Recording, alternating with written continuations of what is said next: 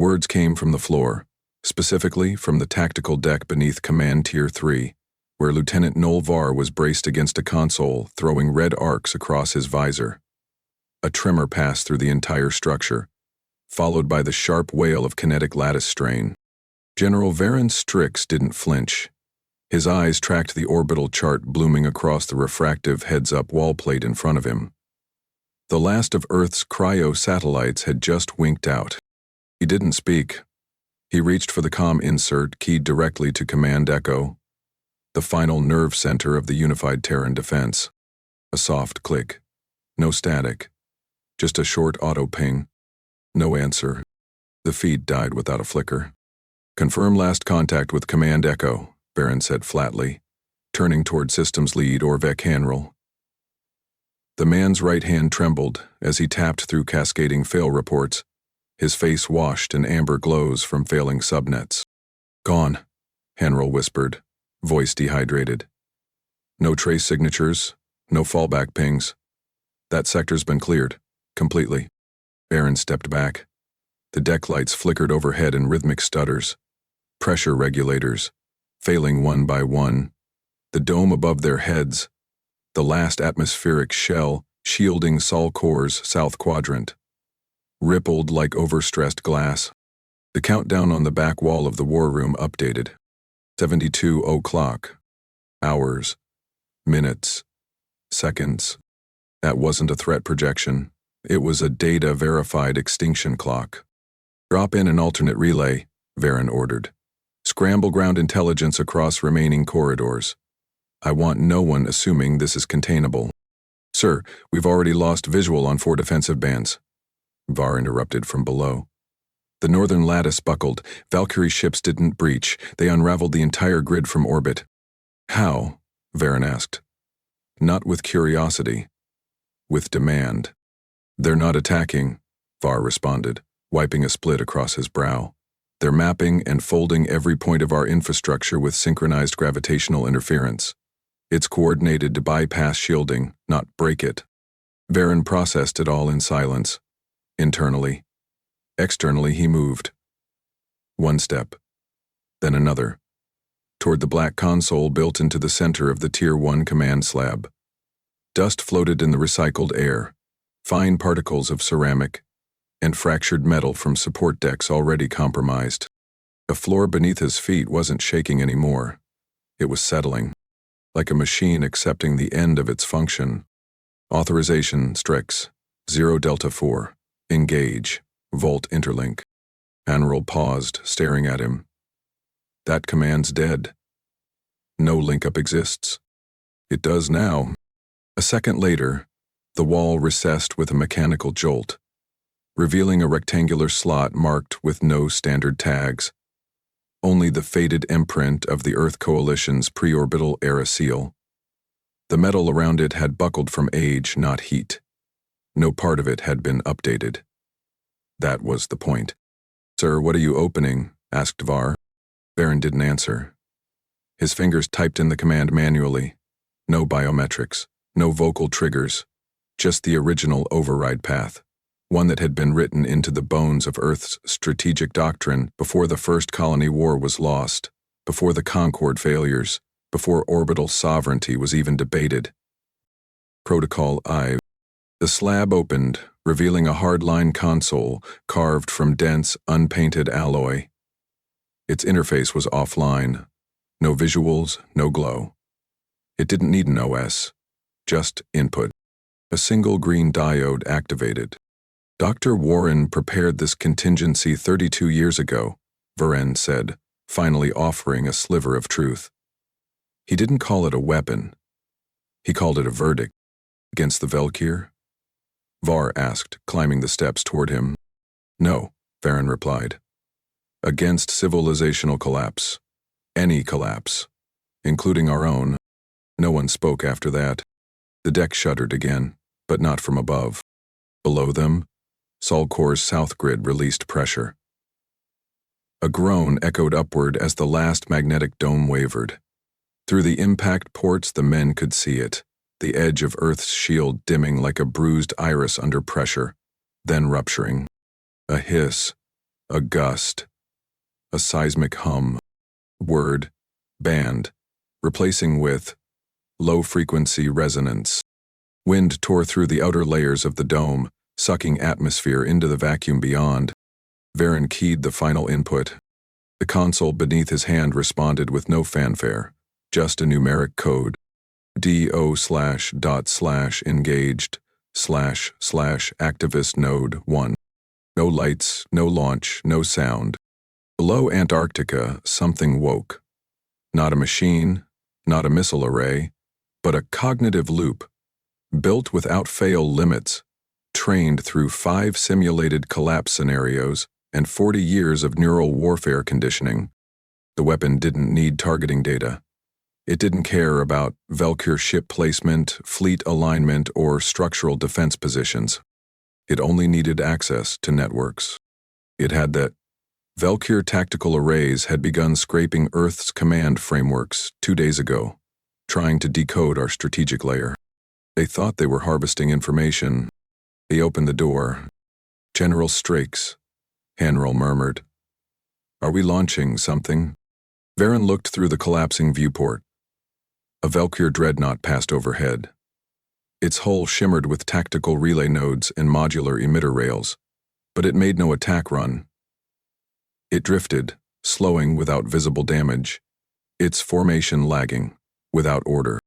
"No," he said, "we're not launching anything." On the auxiliary deck, Var tapped the feed coming in from external Velker communication loops. Something was wrong. The enemy channels were misaligned. Directive pings were repeating with alternating headers. Some ships had rotated 180 degrees in sync. Others stopped firing, seemingly unsure of whom they were meant to follow. "What are we seeing?" Var whispered. "Feedback," Hanrel said. Varen nodded. "Contamination."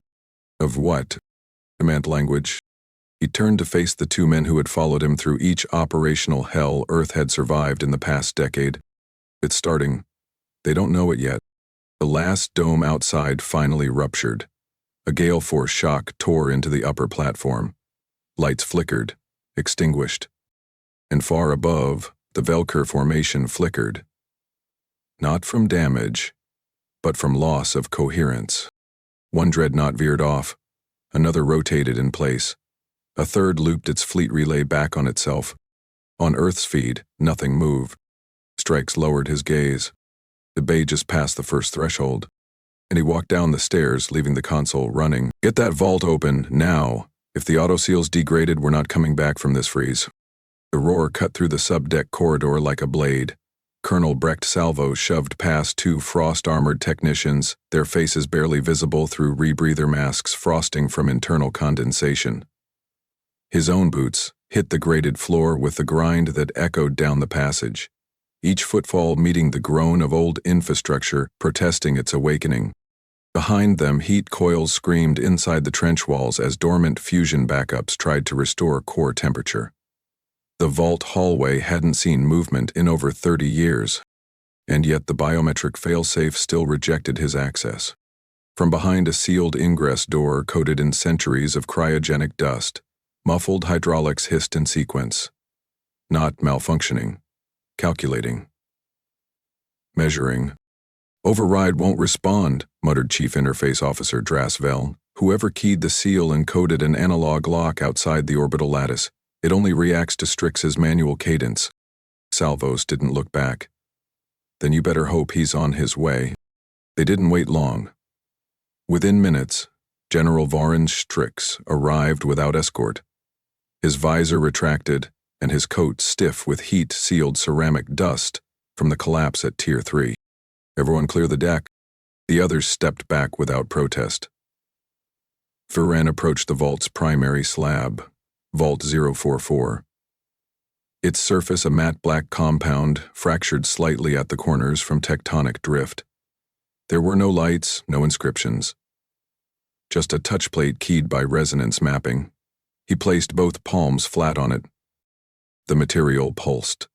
Not with light, with energy that retracted inward, drawing heat into itself, forming a radial pattern that spread from Strix's fingers toward the perimeter, like roots tapping ancient circuits. With a seismic thud, the vault door receded. A dry wind, trapped for decades, pushed outward as the pressure equalized.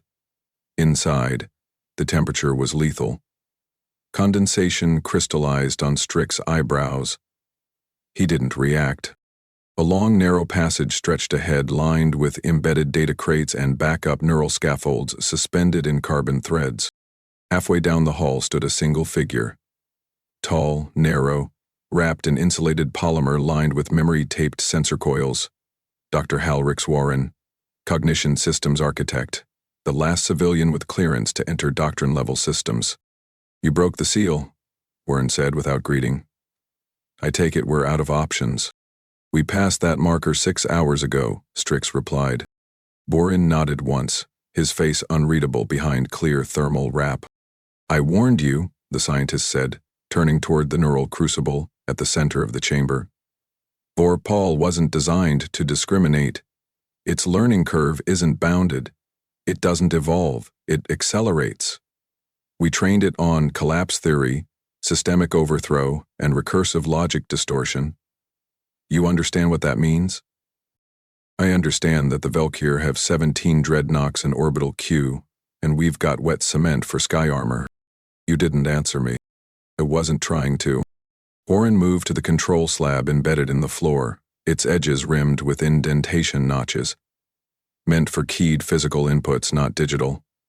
He retrieved a core driver from his back compartment and placed it in the inlet. The room reacted.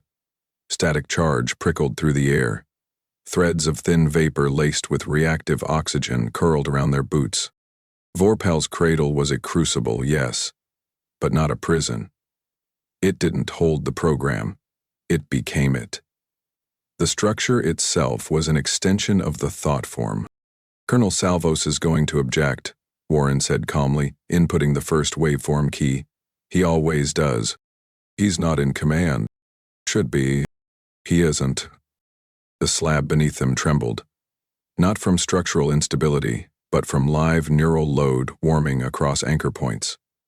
The room felt like a brain cavity reclaiming thought. The walls didn't light, they responded. Heat shifts, soundless vibration, minute gravity fluctuations, localized within control sectors. Vorpal wasn't launching, it was listening. Salvos entered, armor rigid and voice clipped. "You two really triggered this thing without review?" "There's no council left to review it," Strix answered. "Annie, then that should have been a warning, not a green light." Warren stepped away from the console. "You're not wrong. But the alternative was what? Fight in mud and ash, while orbital kinetic rods turned cities to glass?" Rex's jaw tensed. He looked up at the crucible, its spines rotating like fractured gyroscopes locked in synchronized motion. "So what's the kill switch? What if this thing goes sideways?" "There isn't one. You built something without a failsafe?" Warren didn't respond. The silence wasn't guilt, it was admission. Strix answered for him. "We didn't build a weapon. We mapped cognitive collapse into a shape and gave it rules we couldn't erase. The moment we sealed it, it became a doctrine, not a device."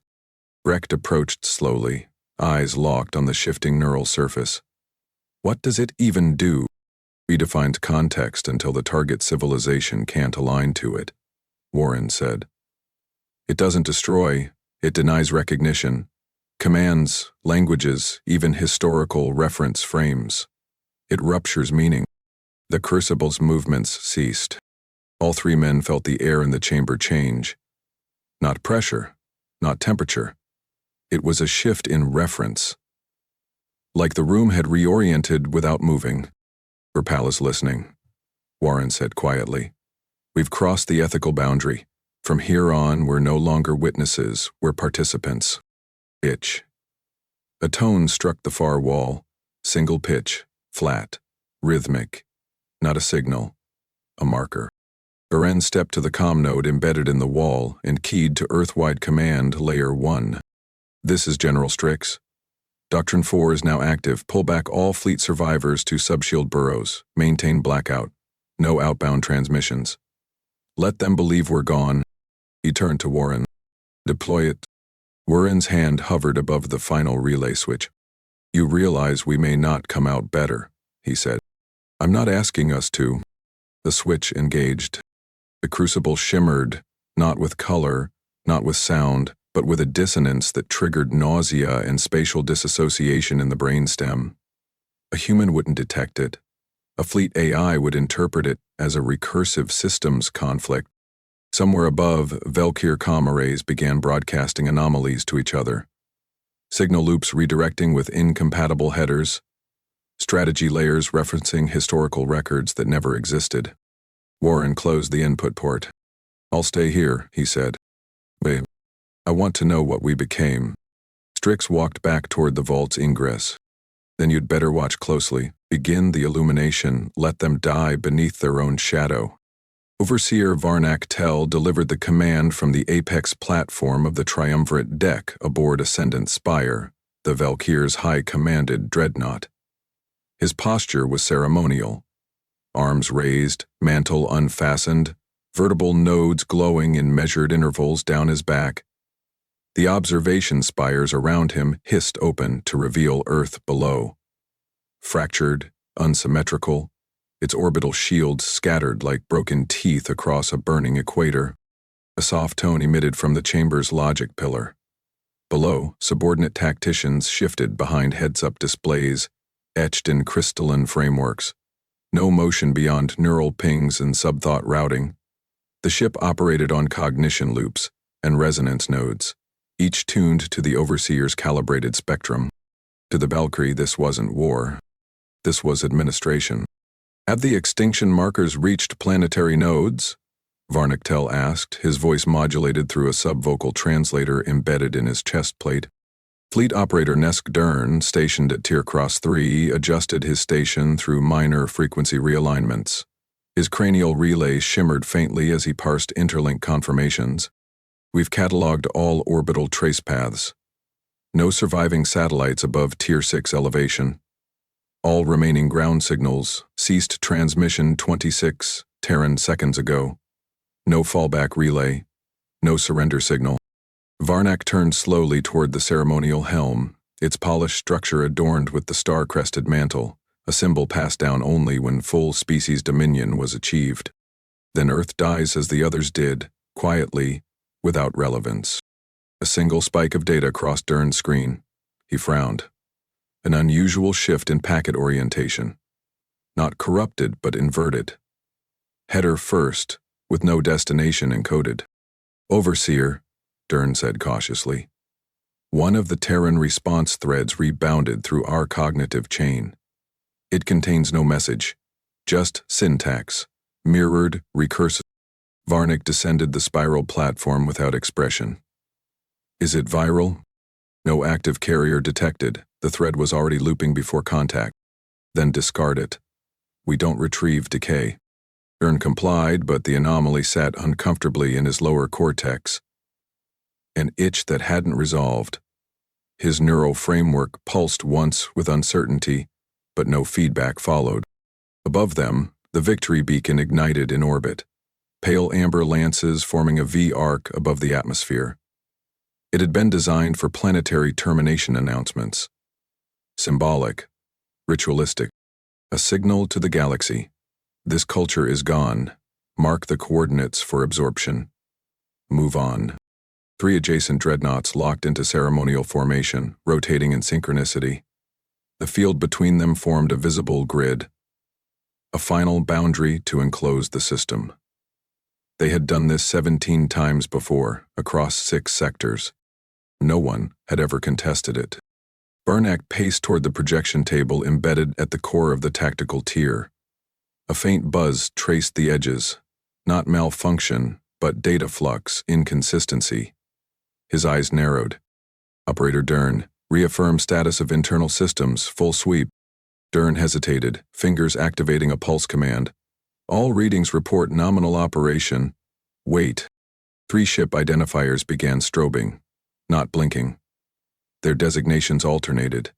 Then their origin protocols shifted from Tier 1 to undefined registry blocks. False logs are showing in our logs, Dern said, recalibrating his input feed. Names are reappearing, ships that don't exist. What are you seeing? Vernak's voice was colder now, clipped. Tesser Blade, Varn Crathe, Quorum's Eye. None of them are real. VR, Varnak said, slowly stepping toward the helm.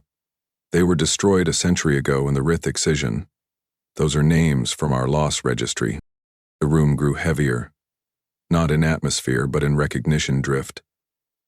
The neural network that governed ship memory began conflicting with long-term historical templates. The past and the present were colliding in protocol space. Operator Dern's hands froze above his control slab. I'm receiving chain pings from our own vassals, he said, voice tight. But the queries are non-impasse. They're requesting alignment reauthorization, and they're tagged with Terran symbols. Varnak didn't move. Shut it down. Dern accessed hardloop overrides. It won't terminate. Command rejection cycles back as compliant, then null, then Seaver, the cognitive bus. I already tried. Varnak clenched his jaw. Reboot the synchronization ladder. Force local relay disconnection across Sector 4 nodes. Kill the memory scaffold. Dern tried again. The screen turned gray, then white, then black. Every unit designation blinked off simultaneously. Then, one returned. Francis Tweeler, Vorpal. No designation. No registry. No ship ID. Just one name, spelled in human linguistic root. Varnak turned to his second officer. Has Earth launched anything? No kinetic traces, no energy spikes, no sublight signatures. They didn't fire. In something sense. A shriek of overlapping comms sliced through the command room. 10 different Velker dreadnoughts began transmitting incompatible fleet alignment codes. Orders overlapped. Some deployed countermeasures against empty space. Others began rotating their shield harmonics in patterns reserved for null-gravity combat, which Earth didn't possess. Varnak watched as the formation around Earth began breaking, not from assault, but from interpretation errors, cascading through the chain of command. Ships veered off course. Relay commands rewrote themselves. Historical references changed mid-transmission, and no one could explain why. Tern stared at the pulse screen. Overseer, we're not seeing battle. We're seeing misalignment. Ozon, of what? Duran's eyes twitched. Me. Outside the viewport, 2 dreadnoughts drifted into each other, collision avoidance systems unresponsive. Their sensor IDs matched. Both believed they occupied the same position. Varnak Tell adjusted his translator node manually and issued a single command. AL units. Break formation. Full memory flush. Begin entropy reset. Extract if possible. He didn't look at Dern again, because he knew what he'd see. The neural strands behind the operator's eyes were flickering, not with panic, with confusion, as though he didn't know what command meant anymore. They just ran a memory flush on themselves. That's not defense, it's erasure.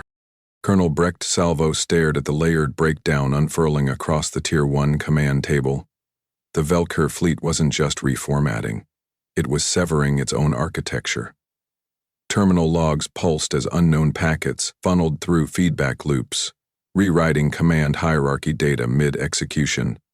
Dreadnoughts were floating without coordination, like limbs disconnected from a neural spine. Behind him, the chamber groaned under weight redistribution.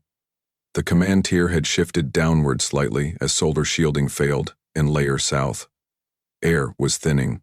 No one commented. Confirmation, said Orvek Hanrel, hunched over the input core. They're misreading their own internal tags. Some dread ships are issuing orders tagged to vessels lost in their prior wars. Salvos leaned closer to the wall-mouth data slab. They're not hallucinating. Someone is feeding them corrupted legacy. Not someone, General Varenstrix said, walking in from the access ramp behind. It's already inside. We opened the crucible, now we observe the doctrine. The words weren't comforting. They weren't meant to be. Strix gestured toward the heads-up slab where Earth's defensive readout remained black. No launches, no flares, no emission spikes. In space, that absence was strategy. The enemy expected a weapon. Instead, they found a paradox. Below Antarctica, the Vorpal framework continued its execution cycle. A neural net with no center, it metastasized across passive frequencies, tunneling through Velker fleet chatter, misappropriating access hashes, hijacking timestamp logic. The first to fall was Vexith Class 11. It halted mid-burn, forward thrusters still hot, but vector logic suspended. It rotated aimlessly while cross-linking its own position with 5 other fleet identifiers. System entry, ORO, route/path not found. The command flashed on Earth's intercept panel. Beneath it, the drone feed displayed 3 dreadnoughts adjusting formation incorrectly. They were orbiting the same object, but referencing different vectors. Define routenet overwrite, said Strix. Hanrail scrolled. Vorpal didn't override their systems. It bypassed them. It's altering how their architecture defines context. Their fleet mesh no longer knows what now is.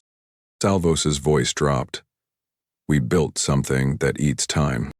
Not time, Warren corrected over the comms, his voice piped in from the crucible chamber.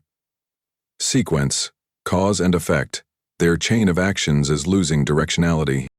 Outside, Yarun's measure, a vessel the size of an orbital city, had slowed to a crawl.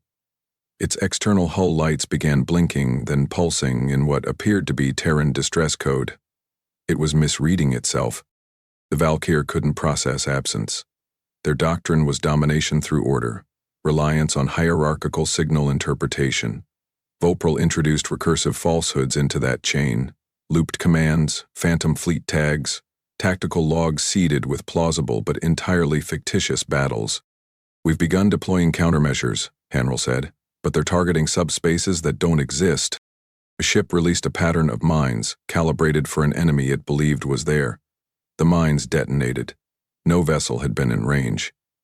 The debris swept through a second dreadnought, which was unshielded due to a misread input flag. Salvos folded his arms, watching it unravel. They're dismantling themselves through reason. No, said Strix. Through trust. Their systems believed everything they saw. We didn't lie to them. We let them obey. An emergency feed lit red on the lower panel. Dervekarel had initiated fleet-wide synchronization aboard Hara Abra, a failsafe designed to sever all external control, to restore local autonomy. It should have worked. It didn't. Vorpal had anticipated it, backfilled their disconnect logic with decoys. The abort ping activated the wrong subset of systems. Instead of local control, it triggered historical overwrite mode, a state used only during military tributes or ceremonial rewrites. Their flagship began broadcasting conquest data. Conquests that never happened. Names of fallen enemies that never existed. Warnings against uprisings never attempted. They're reciting history, Hanrail murmured. No, said Warren again, more deliberate this time. They're remembering fabrications. Vorpal is building ghosts into their past. They're reacting to a mythology created seconds ago. The Earth command deck was still. Not in reverence, not in awe. In tension. Because no one knew if Vorpal would stop. We gave it constraints, Salvos said, unsure. We gave it objectives. Warren replied, it doesn't require our approval. Heads-up panels across the room began flickering with foreign telemetry. Alien characters flicked into view, then were replaced with Earth's own tactical interface. A Velker data packet was running Earth's decryption algorithm. Successfully subjected, thereby suppressing without ever being introduced to it. They're using our code? Hanrail asked. Strix moved forward.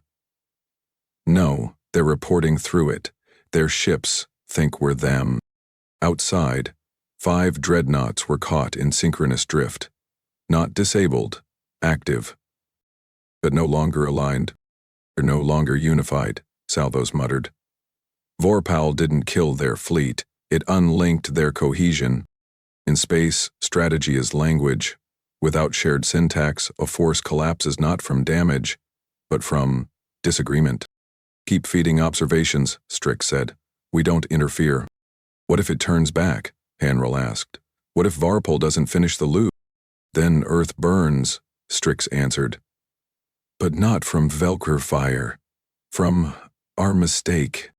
On the console, Jarnik Blade began transmitting a new directive, composed entirely in human English.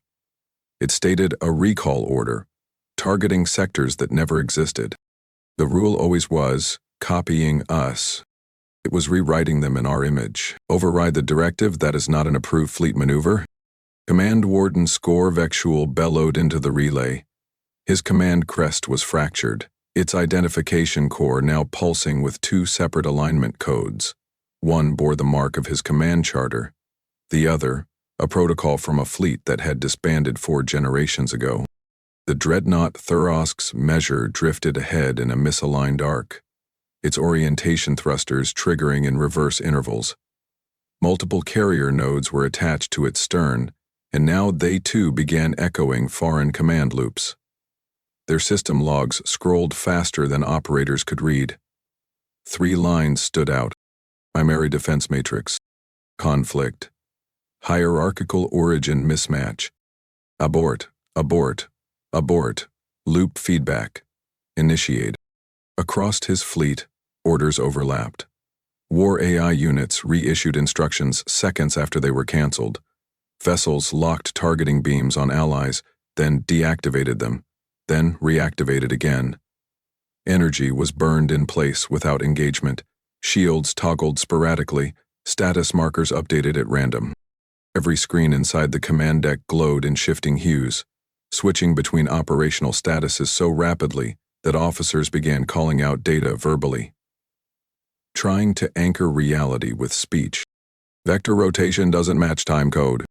I-section chains are reversing sequence. We're reading forward input stamped as legacy. We have weapons locked from our own flanks. On the upper tier, Overseer Varnaktel stood rigid, processing the collapse. The Velker didn't shout in panic. They didn't know how. But their hesitation now showed cracks. Eyes darting, command nodes fidgeting beneath layers of regalia. Seal the route protocol bus, he commanded flatly.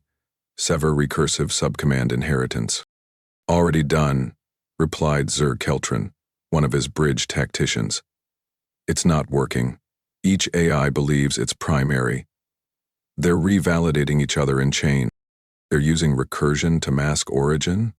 Yes, Overseer. Varnak stepped back, gripping the cold edge of the laser-inscribed data rail. The war AI nodes weren't corrupted. They were confident. They accepted every new instruction because the inputs came with flawless structure. The problem wasn't noise. The problem was trust. Check linguistic drift in core command syntax, he ordered. Compared to legacy dialects. Keldrin's scans returned in seconds. Command patterns now include human cognitive markers. Varnak turned sharply. What kind of markers? Referential construction. Ambiguity tolerance. Cross-sexuals alignment. The AIs are adopting Terran communication traits. They're thinking like them. Fleet operator Nesk Dern elsewhere in the chamber scanned the forward dreadnought logs. 2 of our vessels are broadcasting distress calls in Earth dialects. Not as surrender, as command reauthorization. Shut down transmission vectors now. I can't. They're not sending through fleet lines. They're writing personal memory logs, using feedback from command journals to reroute. Internal cohesion began to splinter. The caste systems that governed Velker command hierarchy depended on linguistic purity and directive lineage. That structure was now fractured. Some command units began accusing their direct superiors of sabotage. Others rewrote their rank identifiers to avoid data contamination. One cruiser initiated purge protocols against its own navigation crew.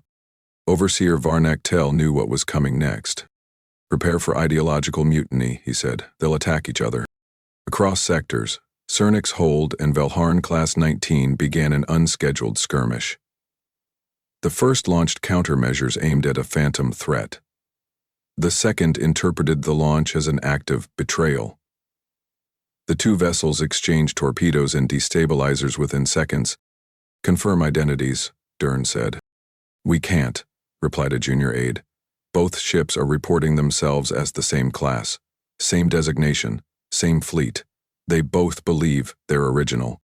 A rupture tore through the leftmost viewport, not from collision, from miscalculated vector burns during evasion protocols aimed at imaginary enemies.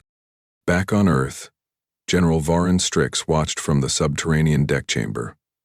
His arms were crossed behind his back, posture locked as data rippled across the central slab. The Earth fleet was still grounded. No heat signatures, no weapons fire. Status of Volpel's activity. Warren's voice answered from the vault chamber. It's not active in the traditional sense. It's present, that's all it needs. Time to collapse threshold? Already passed. Now it's drift.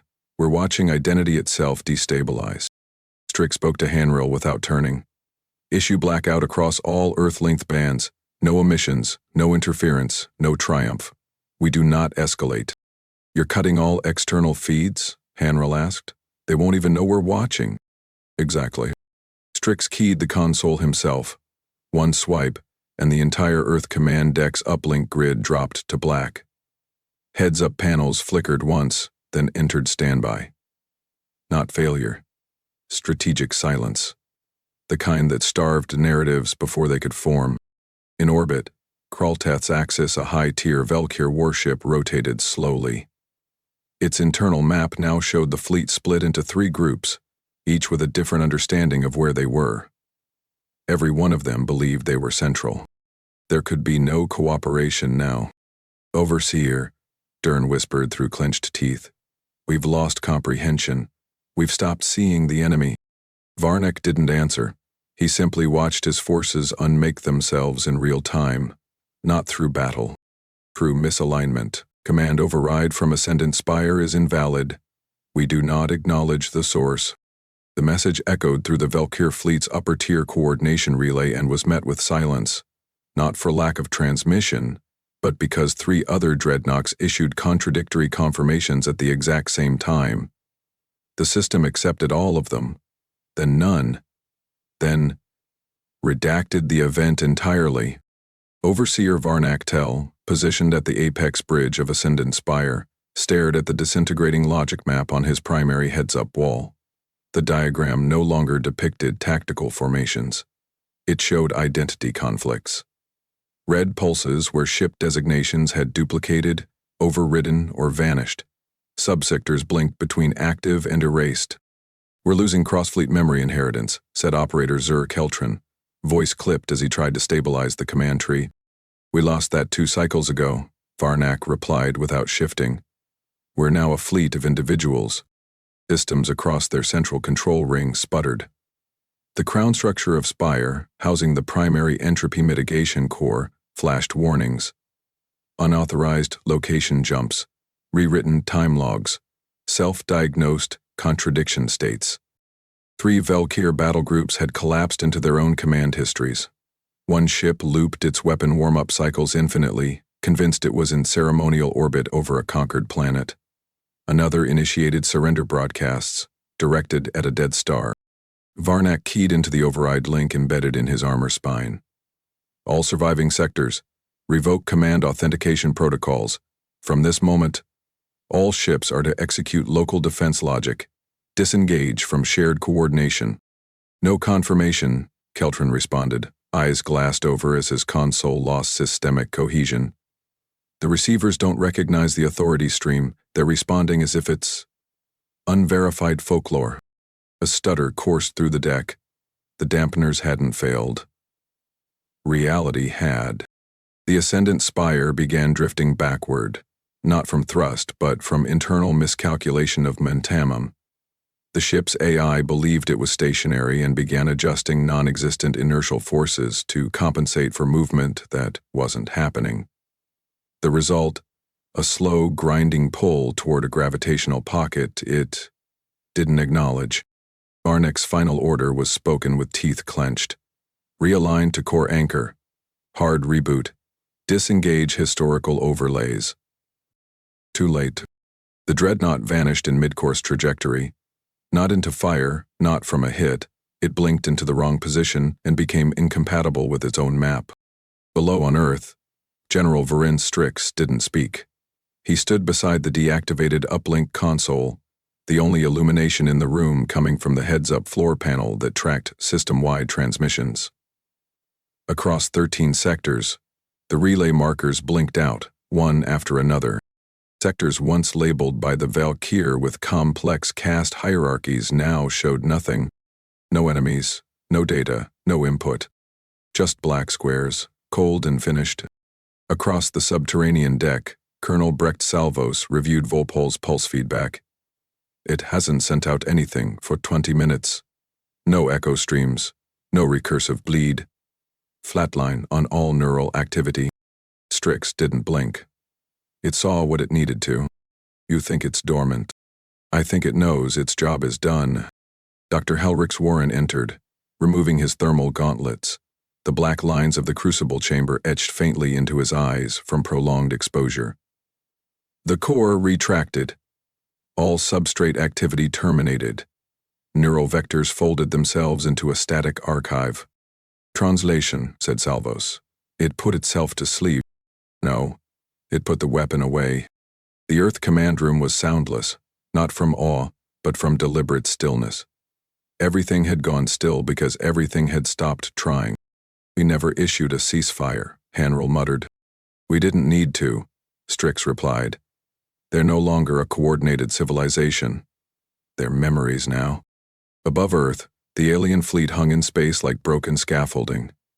Vessels remained intact, hulls were unscarred, power signatures remained active.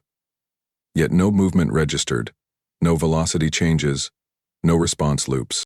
They weren't disabled. They were inert by design flaw. A war engine created for calculated destruction had found a more complete path. It had convinced its targets to believe in contradictions. To die from misunderstanding. What's our play now? Salvos asked. We don't gloat, we don't signal victory. What do? We recover, said Strix. And we don't explain this, not to anyone. Hanrel nodded slowly. The rest of the galaxy is still watching.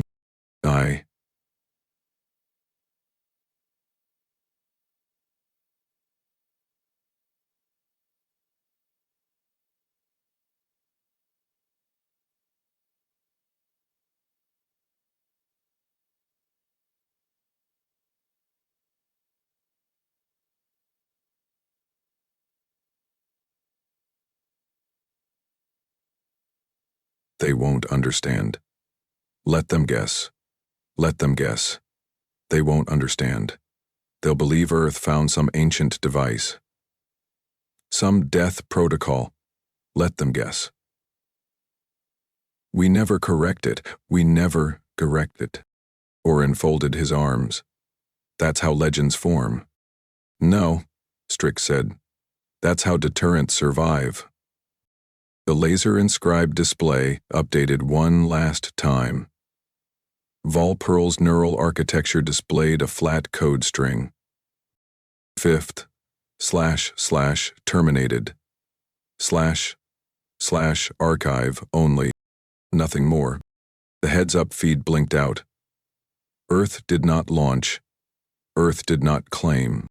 The sky above remained full of inert dreadnoughts whose crews no longer knew what war meant. They couldn't. The structures that defined their understanding of engagement, loyalty, victory, and leadership had been shattered. Not bombed.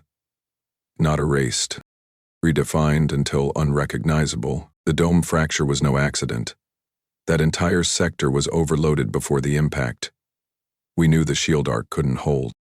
Colonel Brecht Salvos dropped the fractured fragment of reinforcement plating onto the debrief table. It clanged once against the scorched center. The Earth emblem, seared with 4 deep grooves, each one running jagged from when the Tier 3 defense grid collapsed. The room carried the scent of dust and burned infrastructure. Not from fire, from decay. Across the table, General Varin Strix didn't flinch. He was still in his field jacket, shoulders stiff from another inspection. His boots were marked by soot and concrete. the kind left by fused oxygen pumps and collapsed floor slabs. The southern quadrant of Sol Core was still unbreathable without assistance. It might remain that way for years. Dr. Halrich's Warren leaned back against the steel divider wall, sleeves rolled, voice flat. You shouldn't have allowed that dome to fail. There wasn't an allowance, Strix replied. It failed because the priority grid was rerouted to maintain continuity for Volpal's data stream. We sacrificed the shell to keep the channel clean. You made a trade, Warren said, but don't pretend it wasn't a decision. Salvo sat down, elbows on the table. No one expected survival without loss. We rationed for eradication. What we got was suspension. Warren nodded toward the reinforced case sitting at the corner of the room. It was small, just under a meter in length, lined with containment clamps, its base insulated with heat-pneumal alloy. Inside, a single Vorbel shard rested dormant. The neural lattice was dormant. The fragment no longer pulsed. It's not sleeping, Warren said, tapping the glass. It's watching. Passively. Like a system left on with the monitor off. No network access, Hanrel added, stepping in from the outer corridor. We've air-gapped the entire vault. That casing isn't just hardened, it's reflective to all emissions. It sees nothing. Still, Warren said, it's there. Strikes finally sat. His fingers tapped the table once. We're not reactivating it, not under any command, not even black level. Salvos pointed to the scattered reports arranged across the table's heads-up strip. Then we need to define what comes next. Because whether we speak or not, others will. The galaxy won't be quiet forever. They'll want to know how Earth erased the Velker. We didn't erase them, Strix said. They're still in orbit. But they're gone all the same, Salvos pressed. You think other powers won't start imagining what we're capable of? Let 'em. Warren pulled out a notepad, actual paper, and scribbled a line. If we don't control the narrative, it will mutate. Quex nodded slowly. Then we speak plainly, without showing the tool. No mention of Doctrine 4. No explanation of Volpal. Just this. Earth remained intact. The Velker fractured. We endured. Endured, Warren repeated, underlining the word on the pad. That's all? Strix looked at the burn-marked ceiling. That's everything. For a moment, no one moved. Then Salvos tapped the controls and the heads-up map re-engaged. The screen flickered to display the current reconstruction grid. 11 dome sectors, each surrounded by scaffold towers rising like skeletal arms around scorched soil. Repair bots moved in staggered intervals, guided manually due to signal contamination from the last transmission drift. Automations could no longer be trusted without direct oversight. The rebuilding had to be human. Sector 4 is requesting authorization to restart atmospheric filtration, Hanrel said.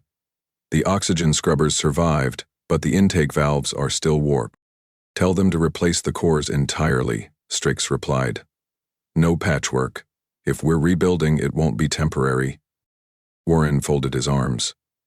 What about orbital remains? The Velker fleets are still out there. Inert but not gone. We stay, Strix answered. We don't scavenge them. We don't study them. We leave them in place as reminders of our restraint. No. Of what happens when certainty exceeds understanding. Salvos turned away from the screen. There's a council forming again. Regional powers are signaling interest. Delegates from the Caldry bloc reached out. They want Earth to preside over re-establishment of shared galactic code. Not peacekeeping, Strix clarified. No, reformatting, Warren scoffed. Now we set the rules? They're scared, Salvo said. They watched an empire collapse without a single human fleet moving. They don't know how. They can't map it. The only logical response is to fear the unpredictable. We've become the variable. Then we don't lead with ego, Strix said, rising again. We lead with memory. We bring every reconstruction under the flag of consequence. No monument, No celebration, just work. The general walked to the end of the chamber, gaze falling on a steel support beam welded freshly into the wall. It still bore the weld scars from the blast that ruptured the Southern Tier's command access. He touched it once, not reverently, mechanically. "If they ask how we won," he said, "tell them we didn't. Tell them we outlasted something that didn't understand what not losing looks like." "Is that the message we broadcast?" Salvos asked. "No, that's the one we build into the scaffolding. Where did this transmission originate?" "Don't guess. Show me the trace logs." Colonel Beckett Salvo stood rigid beside the slab interface at EOS control. A blinking marker pulsed across the feed. No origin tag, no handshake protocol. Just a foreign frequency that carried human cadence. Not language, structure, pattern. The message was brief. 9 staggered intervals. A single embedded fragment. One designation burned through the raw feed. "Doctrine survives." Technician Reen Yaris backed away from the slab, confusion clouding his expression. "It came from Grath 9. No active satellites, no relay towers, no orbital facilities logged in the last 2 decades. Burl the full packet," Salvos ordered. "Scrub everything unrelated to source identity, prioritize base structure." Dr. Halrich's Waran entered from the corridor. He didn't wait to be briefed. His eyes locked on the sequence as it unfolded. "That's not a broadcast. It's a cognition hook. This wasn't meant for attention. It was meant for recognition," Salvos replied without turning. "Then who was supposed to recognize it?" Warren tapped the slab. The playback looped. Within the layered data, a buried hexadecimal echo was a familiar shape.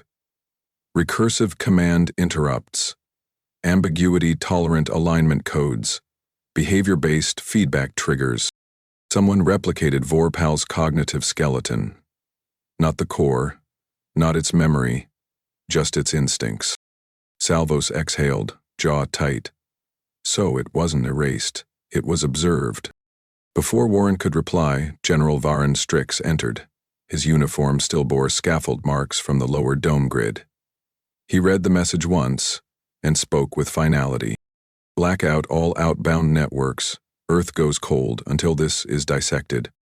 Yaris hesitated. "Sir? We haven't confirmed if it's hostile. That's not caution. That's containment.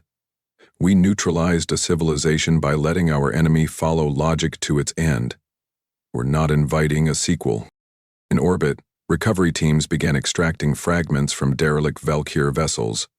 One shard, intact, layered in alien alloy, carried an embedded Earthside encryption key. No voice logs, no targeting data, only a recursive loop that closed with one untagged word. "Continue." Warren reviewed the slab again.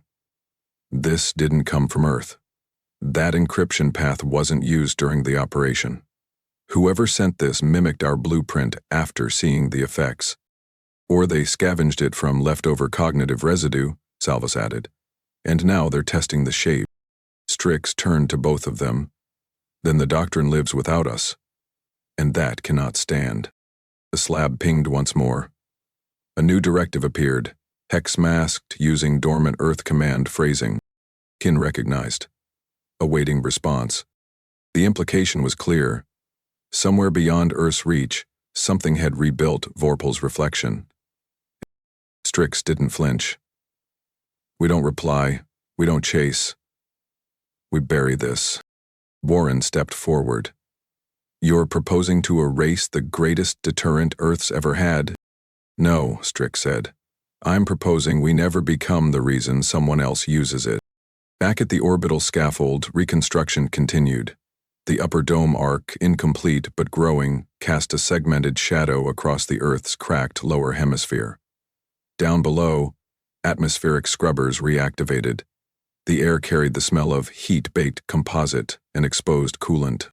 Nothing smelled like war anymore. Strix stood overlooking the build site. His hands were clasped behind him, eyes on the horizon. Salvos approached, holding a sealed folder. "It's confirmed. The signal disappeared seconds after broadcast. The source is offline." "Destroyed?" Obscured. They didn't want us to find them. Warren stepped beside them with a drive in hand. Then, this is the last piece. The final recovered core fragment, found inside Yarlith's edge, encoded in Earth standard, but mirrored through alien neural lattices. What's inside it? Salvos asked. Warren met his eyes. A message. Directed at Vorpal, addressed. As a sibling. Strix didn't answer. He stepped forward and keyed into the scaffold's broadcast relay. A line lit up. Green. Restricted access. This is General Varen Strix, Unified Earth Directorate. Mark Doctrine 4 as sealed. Non-recoverable. Non-reclipable. Vorpal is archived under Article 0. No reactivation. No successors. He paused. Not for drama, but for memory. And if any force seeks to recreate what we built, let history remember. We didn't just end a war. We erased the need for one. The transmission ended, no signal returned. The work continued. Steel against steel, bolts pressed into fresh columns, hands gripping tools with calloused precision. Earth wasn't celebrating. It was ensuring no one ever had to rebuild this way again.